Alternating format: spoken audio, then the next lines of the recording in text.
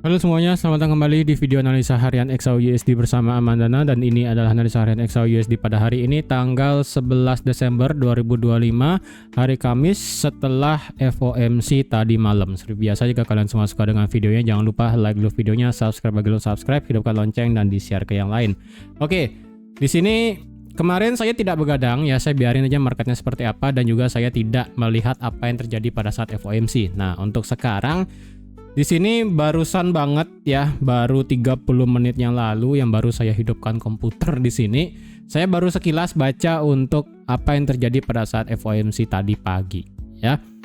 Tapi untuk pembahasannya saya akan jelaskan singkat tapi di belakang ya, karena untuk sekarang saya ini lebih tepatnya nanti di akhir itu saya berikan sudut pandang saya pribadi setelah saya baca sekilas. Ini kita bisa baca bareng lah ya. Jadi mungkin videonya ini agak panjang, tapi bagi yang suka teknikal aja saya sampaikan di awal dulu. Oke? Tapi bagi yang suka fundamentalnya dan bagaimana drivernya nanti agak di belakang ya, setelah saya bahas secara teknikalnya. Oke. Secara teknikalnya kalau dilihat sekarang marketnya itu sudah naik jauh sekali di atas 4245 tadi pagi ya, market buka sampai 4245. Kemudian otomatis di sini marketnya sudah melakukan yang namanya change of character ya, change of character dan breakout structure semuanya kelar. Jadi otomatis sekarang bisa dibilang marketnya itu kembali lagi bullish. Oke. Nah, sekarang kita lihat dari sudut pandang daily dulu ya. Ini saya hapus dulu karena kalau dilihat di sini kayaknya sudah kembali bullish. Oke. Oke, dari sudut pandang daily bagaimana? Dari sudut pandang daily tetap tidak ada perubahan ya, karena sekali lagi dari segi daily dengan adanya red cut tadi pagi di sini membuat shadow yang panjang ke bawah, dan memang dia close di atas high di hari Selasa kemarin dan high juga di hari Senin kemarin. Jadi kalau dilihat di sini positif buat naik karena dilihat marketnya itu sudah close di atas 2 hari yang lalu. Tapi problemnya adalah kalau dilihat di sini ekor-ekornya cukup lumayan panjang di bawah ya, tapi tetap aja sih ini positif untuk masih berbuat naik sebenarnya. Tapi nggak tahu nih kalau tiba-tiba ini marketnya terbanting lagi sih bisa juga terjadi kayak begitu, oke? Tapi dari segi daily ini tetap yang namanya masa konsolidasi masih belum jelas selama marketnya itu belum ada penutupan di atas high di tanggal 13 November yaitu di atas 4245. Kalau hari ini kita mendapatkan yang namanya market tutup di atas 4245 ya, itu bisa menjadi satu konfirmasi, satu sinyal bahwa kedepannya ini marketnya bakal naik lagi sampai ke 4273. Tetapi untuk lebih amannya adalah jika ada market tutup di atas 4265 ya. Memang jika nanti kedepannya jika ada market tutup di atas 4245 ini bakal bisa ini bakal bisa menjadi boss ya. Yang dimana bosnya di sini diambil dari high di tanggal 13 November. Ini tetap bakal dianggap sebagai bos, tapi kalau versi amannya adalah jika dia bisa tutup di atas swing high terakhir di harga 4265. Dengan demikian berarti otomatis dari segi daily kita mendapatkan swing yang baru. Ya, ingat dari segi daily itu kita baru begini swingnya. Ya, daily itu swingnya masih begini. Udah, masih begini doang swingnya. Oke. Jadi kalau dibilang apakah ini valid bisa menjadi breakout structure, nanti bisa, cuman lebih amannya karena ini adalah high yang paling tinggi yang terbaru, jadi lebih baik kalau bisa di atas 4265. Jadi dengan demikian maka mendapatkan swing yang baru, yaitu ini adalah low-nya, maka ini akan mendapatkan high yang baru jika nanti dia tutup di atas 4265 ya, maka otomatis daily akan bisa berbentuk seperti ini. Tapi jika nanti misalnya dia hanya tutup di atas 4245, belum bisa dikatakan daily-nya tuh bisa kayak begini, belum ya, berarti otomatis daily-nya tuh masih begini. Dia ngebuat higher high aja, belum valid di sini adalah higher low-nya karena ini high-nya ini belum ditembus. Walaupun nanti misalnya 4245-nya breakout di atas. Oke.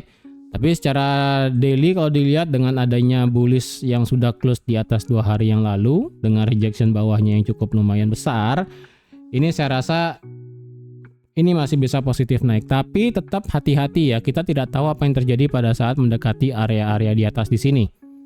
Oke. Itu dari segi daily. Indikatornya kalau kita lihat di sini secara stokastiknya dia nge-cross lagi balik naik ke atas, tapi kalau dilihat di sini itu belum ada tanda-tanda beneran bakal naik ke atas ya, masih agak sedikit ragu-ragu. Sedangkan dari segi RSI-nya sorry, memang dari segi RSI-nya ini mulai menanjak ya, mulai merangkak naik, cuman di sini juga kita masih perlu kepastian hari ini.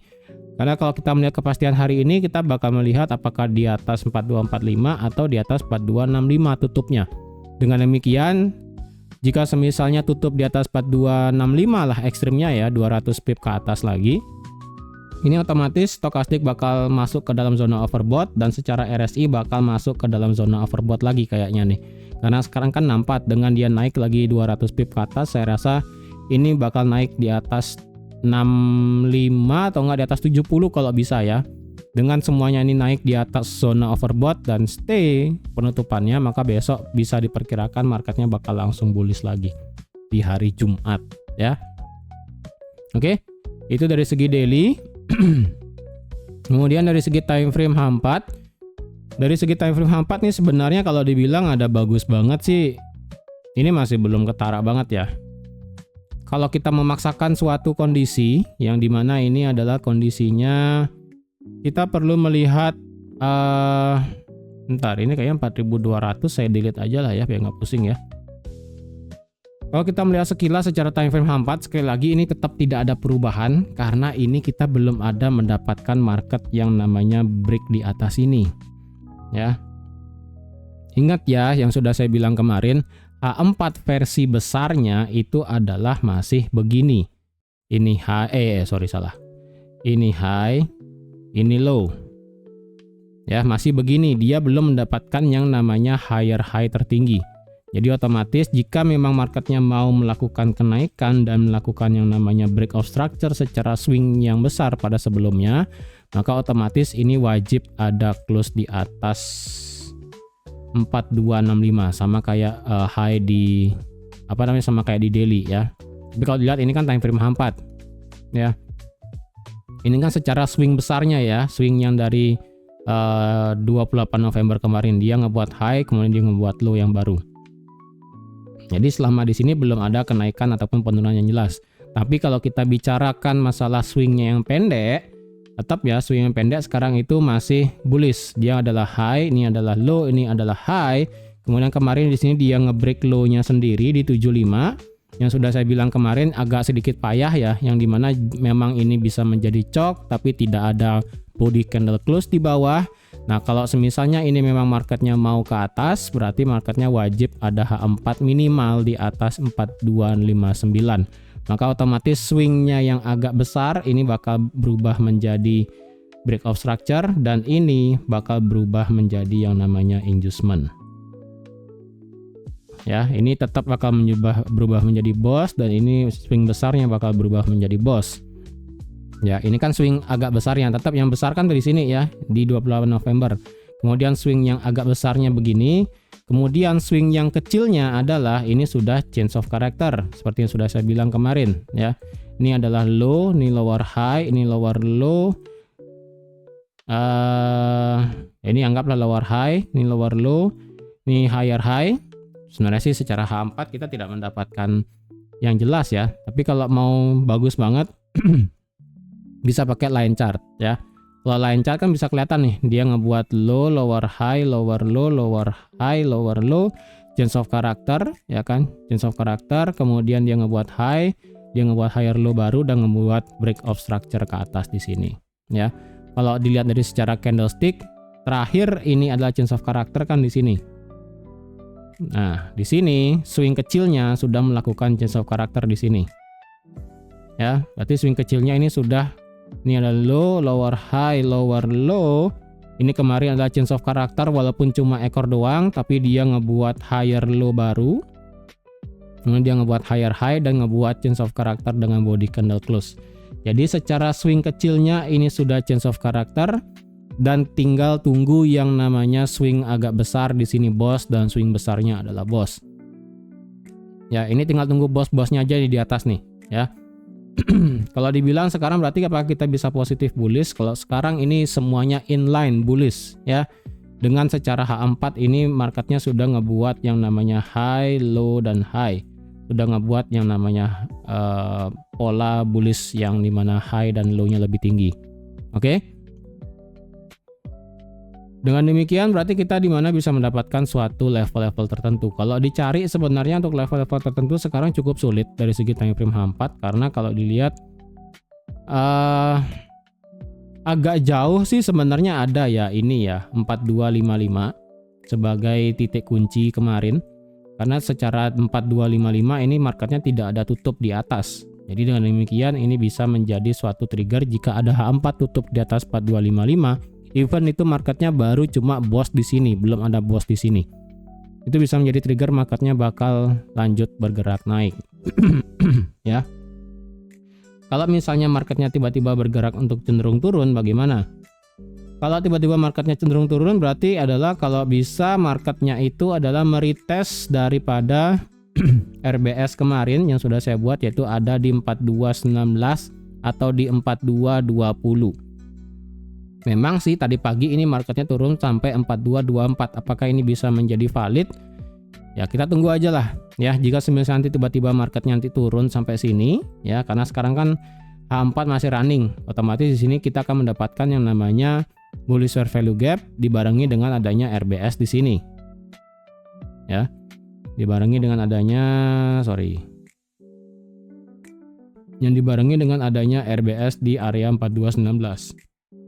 Ya, jika nanti ke depannya ini H4 jadi dan tiba-tiba marketnya turun, ini ketemu di sini entah di 21 ya, entah di 21, 20 atau enggak 19 terjadi konfirmasi dan balik, nanti kalian bisa nge-buy di sini. Karena untuk H4 jika sudah melakukan bos, kemungkinan kita bisa melakukan yang namanya buy nanti ketika marketnya itu high, kemudian ngebuat higher low baru, kemudian kita ngebuat higher high lagi.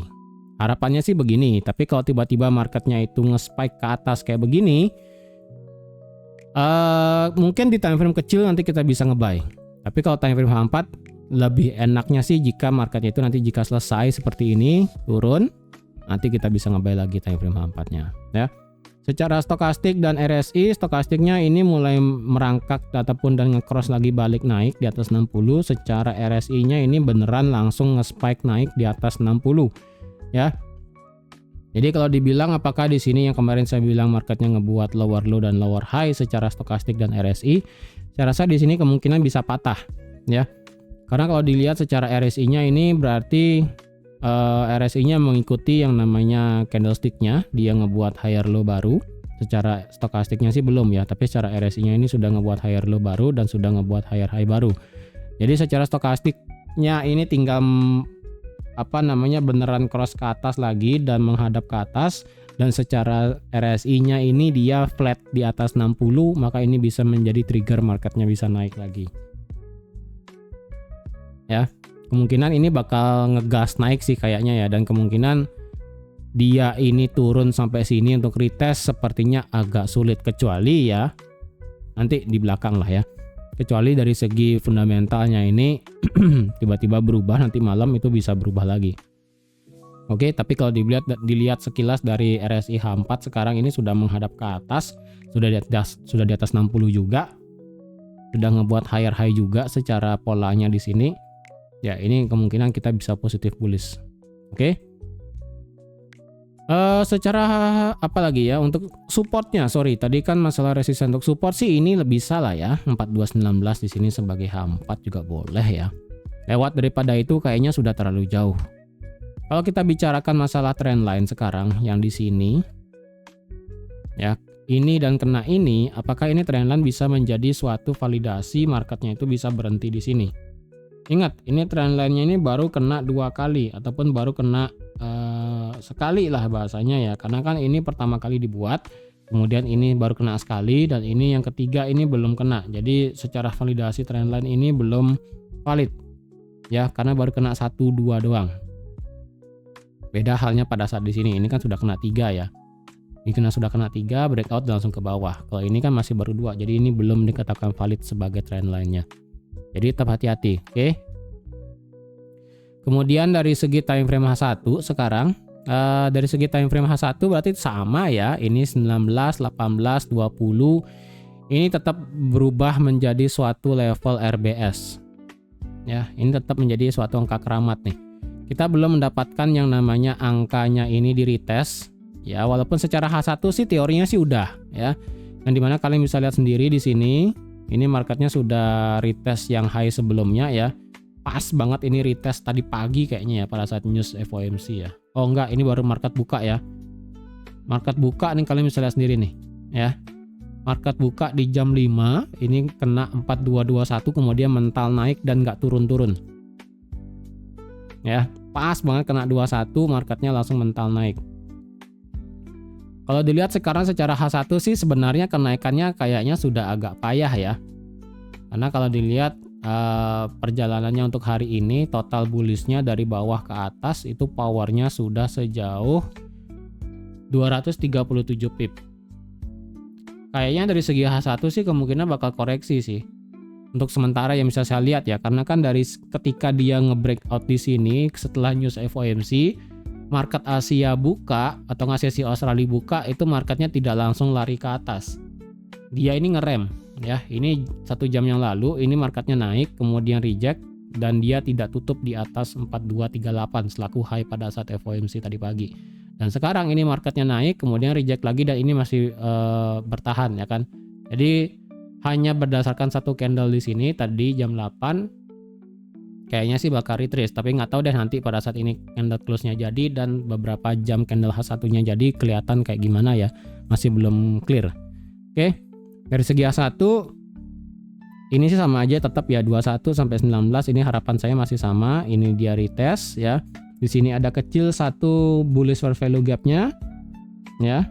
Kalau dia memang bisa sampai sini yang terjadi pembalikan nanti kalian oke lah bisa nge-buy nanti. Kalau dia deras turunnya ke bawah sampai mana? Kalau dia deras turunnya ke bawah berarti kemungkinan dia bisa retest support become resistance-nya yang terakhir yaitu ada di 4205 di sini. Ya. Mungkin dia sampai sini baru dia akan naik. Oke. Karena kalau secara H1 di sini kalau kita bicara structure sekarang otomatis structure H1 itu adalah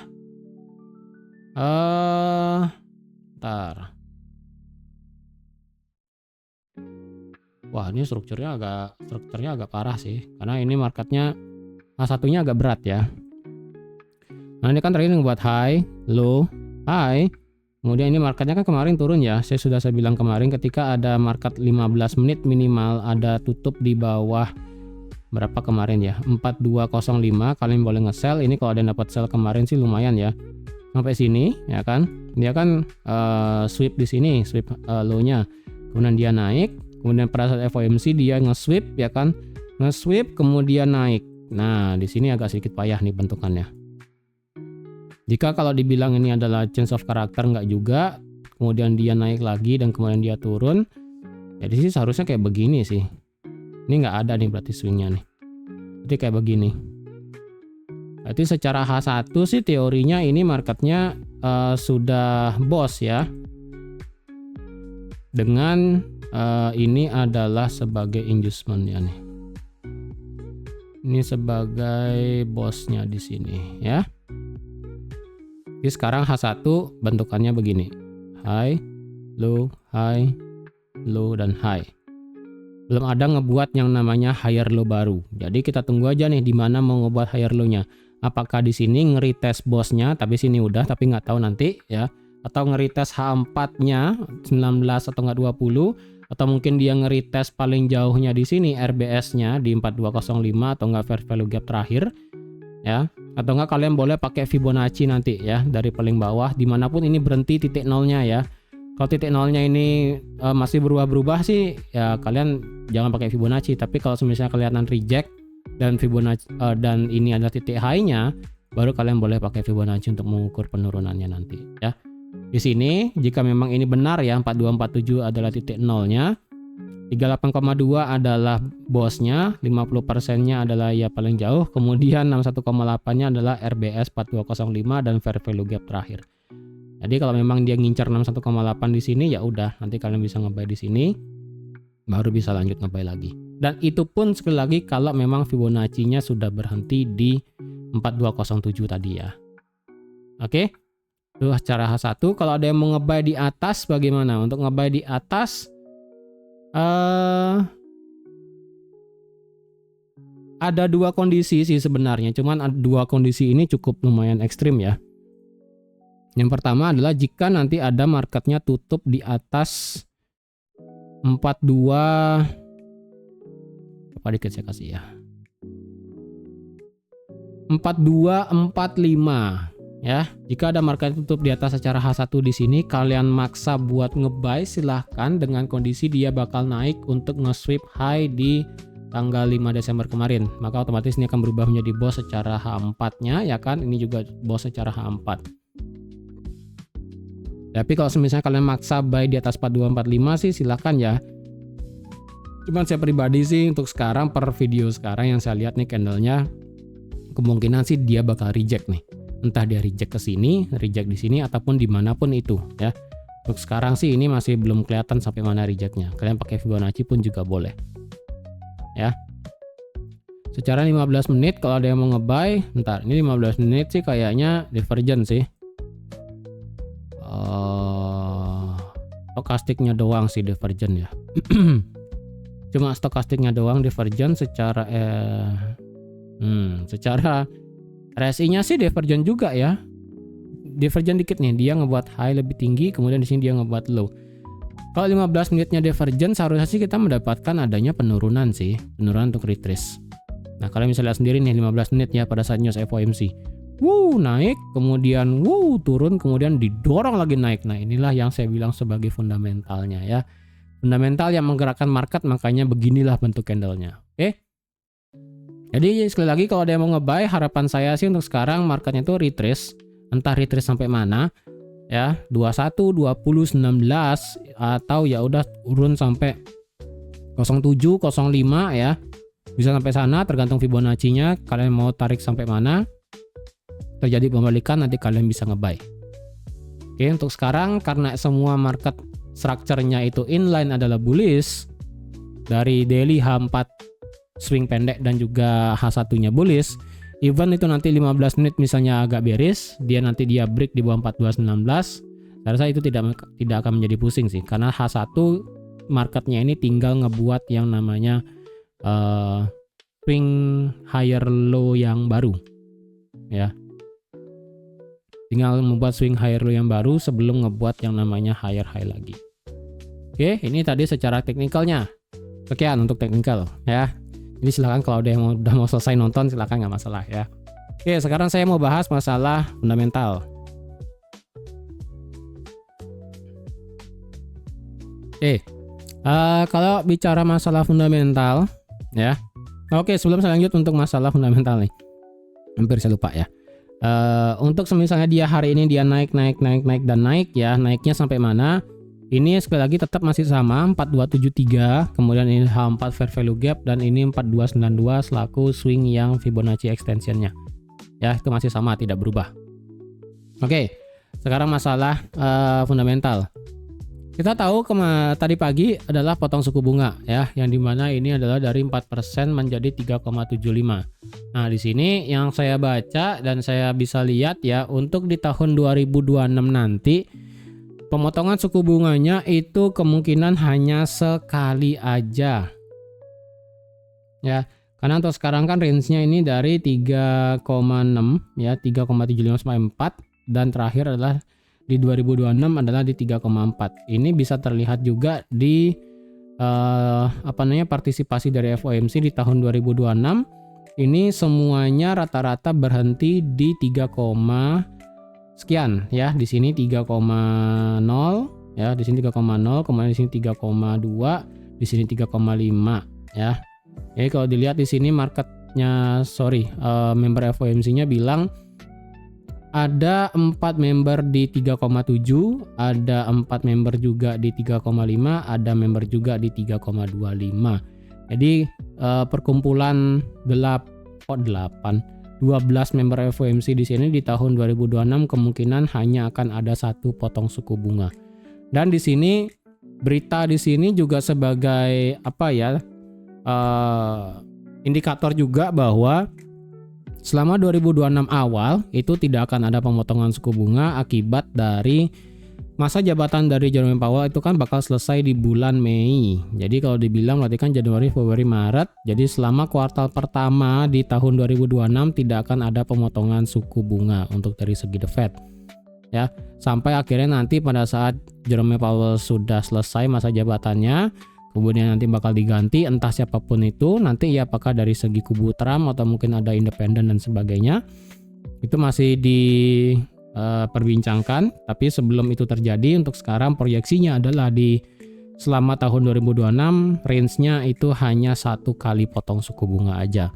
Jadi entah nanti ke 3% atau mungkin ke 3,25. Karena sekarang kan masih di angka 3,75. Ya, jadi bisa aja nanti 2026 tuh potong suku bunganya langsung jebret 50 basis poin atau enggak ya udah 25 basis poin aja sekali juga bisa. Ya. Jadi dengan demikian ini sebenarnya adalah nada yang secara partisipannya sih nadanya hawkish ya, karena cuma sekali lagi potong suku bunganya. Secara partisipan ya, ingat secara member FOMC ataupun member partisipannya ini sebenarnya nadanya adalah hawkish. Kalau dilihat juga dari economic projection-nya, ini kalau dilihat 2026 untuk masalah GDP-nya ini adalah bisa naik ya dari 1,7 ke 2,3, kemudian employment rate bisa turun ke 4,4, kemudian PCE-nya bisa turun, core PCE bisa juga turun. Nah, ini sebenarnya dari segi data economic projection dan juga member FOMC-nya masalah potong suku bunga ini sebenarnya hawkish. Ya, dengan data-datanya di sini yang dibilang adalah optimis sebenarnya, cuman ada sedikit beberapa permasalahan masalah dari apa yang disampaikan oleh Jerome Powell pada saat sesi Q&A kemarin sebenarnya. Ya. Di sini sih ada banyak ya. Yang pertama adalah ya. Sebelum lanjut ke sesi Q&A-nya, di sini pada saat kemarin malam ada beberapa member FOMC juga yang bilang bahwa akan melanjutkan pembelian treasury bills sebanyak 40 billion dolar ya dalam kurun waktu 30 hari. Jadi selama 30 hari ke depan market Amerika bakal digelontorkan banyak duit, yang dimana ini adalah quantitative easing mini katanya ya. Jadi dengan demikian ini sebenarnya adalah data yang memberikan tekanan sedikit terhadap dolar sih sebenarnya. Jadi itu bisa membuat XAUUSD naik. Nanti saya simpulkan nanti terakhir ya dengan fundamentalnya. Oke, kemudian ini median-mediannya. Ini tadi GDP-nya 2026 kan 2,3 ya, sama kayak di sini tadi tuh ya. 2,3, kemudian 4,4, 2,4, 2,5 dan ini 3,4 secara funds rate-nya. Kemudian sekarang kita ke sesi Q&A kayaknya nih.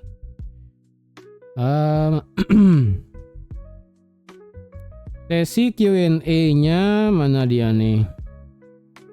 Nah ini ya, saya mau lihat tadi yang pertama adalah sebenarnya sih pada saat efek dari shutdown-nya di sini sih ya. Efek dari shutdown should be offset by higher growth next quarter from the reopening. Jadi next quarter berarti kan di awal tahun 2026 selama 3 bulan ya. Jadi efeknya itu baru akan berasa pertumbuhannya, dampak dari shutdown di bulan Oktober bulan lalu itu baru akan terasa di kuartal pertama di tahun 2026. Kemudian ini masalah tenaga kerja. Ini September labor market ini decline. Kemudian ini inflasi masih tetap menghadap ke atas ya. Kemudian mana dia nih? Jadi adanya potong suku bunganya ini bukan untuk melawan inflasi ya, tapi untuk yang namanya menormalisasi ataupun menstabilisasi dari pasar tenaga kerja. Kemudian mana lagi nih? Ini purchase yang tadi. Ini bukan, extend timing bukan. Ini masalah AI data, fiscal policy will be supportive. Ya nggak tahu lah Trump ya.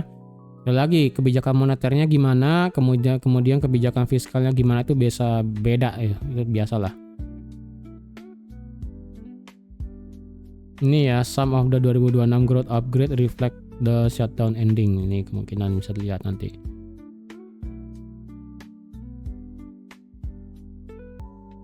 Oke, lanjut lagi. Untuk di sini selanjutnya adalah mana dia nih ya? Oh, ini juga penting ya, karena data di bulan Oktober dan pertengahan November itu tidak terkolek gitu kan. Jadi data di sini distort karena sebagian data tidak ada gitu kan. Jadi apa yang dilakukan oleh The Fed itu agak sedikit skeptical gitu kan, Kemudian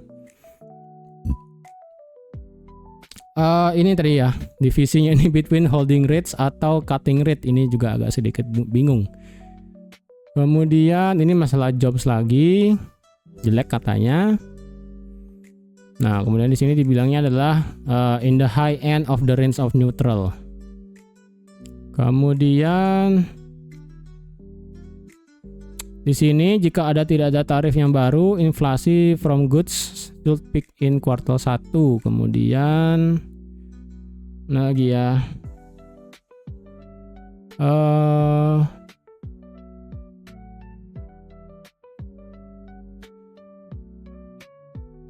Kayaknya itu aja sih ya. Jadi kalau dibilang ya, dengan adanya XAUUSD bergerak seperti apa dan kemudian adanya FOMC seperti ini, kalau dibilang di sini pernyataan dari Jerome Powell ini sedikit dovish, walaupun data yang dikeluarkan oleh Economic Projection dan juga member FOMC-nya di sini yang cuma kemungkinan hanya satu kali potong suku bunga itu adalah hawkish. Jadi kalau dibilang ini adalah netral cenderung dovish, ya sih ini netral cenderung dovish sebenarnya. Ya, netral cenderung dovish. Tapi kalau saya pribadi sih sebenarnya dengan kondisi seperti ini, cut rate yang hanya tinggal satu kali dan kemungkinan tidak akan adanya cut rate sampai Powell diganti di tahun 2026 bulan Mei, seharusnya itu bisa memberikan suatu trigger bahwa USD kedepannya itu bisa menguat, karena selama Januari kemungkinan USD bakal menguat. Jadi dengan adanya gold di sini, jadi seharusnya di sini peran gold di sini bukan sebagai halangan yang dimana gold versus suku bunga ataupun gold versus USD. Untuk sekarang sih kemungkinannya gold di sini itu versus kebijakan moneter dan juga kebijakan fiskal. Karena kita tahu kebijakan fiskalnya kan apa yang bakal dikatakan sama menteri dari Trump, sedangkan dari kebijakan moneternya sendiri Jerome Powell sudah bilang ya kan, kemungkinan di sini 2026 bakal seperti 2026 kuartal pertama ini bakal kelihatan efek dari shutdown kemarin di bulan Oktober. Data-datanya bakal bisa kembali normal lagi. Jadi kalau dibilang kebijakan moneternya ini agak sedikit dovish sebenarnya, dan jika memang nanti diikuti oleh data dari kebijakan fiskal yang sama-sama dovish, berarti ya udah untuk kedepannya kemungkinan USD bisa melemah. Tapi dengan adanya data yang misalnya ya, akibat dari potong suku bunga yang terakhir sekarang dan sampai di kuartal pertama di tahun 2026 dan hasil dari datanya itu adalah bagus semua, didukung oleh kebijakan fiskal dan juga didukung oleh adanya tarif yang sudah mulai melemah lagi, yaitu justru bisa menguatkan dolar, yang itu bisa berarti melemahkan juga dari segi indeks gold ini sendiri. Jadi untuk sekarang ya, kalau dibilang gold ini dipandang naik karena memang suku bunganya dipotong dan sikap dari Jerome Powell-nya yang sedikit dovish. Walaupun data dari ini tadi yang sudah saya bilang itu adalah cenderung sedikit hawkish sebenarnya. Kalau saya pribadi berarti untuk selama 2025 akhir di sini Desember, kemungkinannya adalah kita bakal melihat adanya gold naik lagi. Ya, gold akan naik lagi. Cuman tetap kita perlu ada data lagi satu yang sisa, yaitu adalah data di minggu depan, yaitu data CPI di Amerika. Sisa itu doang, sisanya sih sudah selesai. Ya. Tapi untuk sekarang kalau dilihat kita positif naik berdasarkan candlestick, kita tinggal tunggu aja reaksi marketnya seperti apa, apakah sama yang tadi saya bilang retracement sampai sini atau enggak turun sampai sini, baru kita nanti ada ambil posisi buy. Oke. Jadi sekian dulu untuk analisa XAUUSD pada hari ini. Terima kasih sudah nonton video sampai habis. Terima kasih juga sudah like, share, dan subscribe seperti biasa. Dan sampai jumpa lagi di analisa harian XAUUSD selanjutnya. Bye bye.